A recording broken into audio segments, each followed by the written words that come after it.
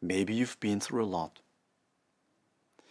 Maybe your sense of safety was taken from you. Maybe things didn't turn out well in the past and now it feels hard to trust again.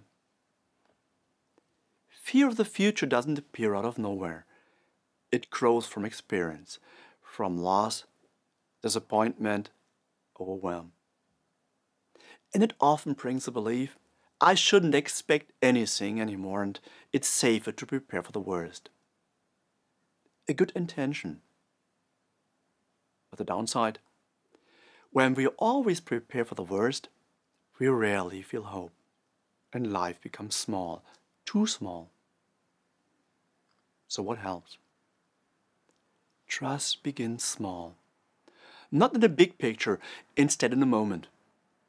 A conversation that feels honest, a small success, a day that was quieter than expected.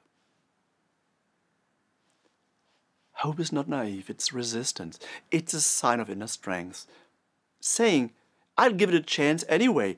I'll stay open, even if I'm afraid.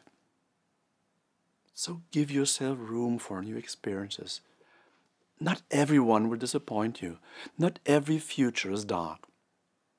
Some things shift slowly, gently, quietly.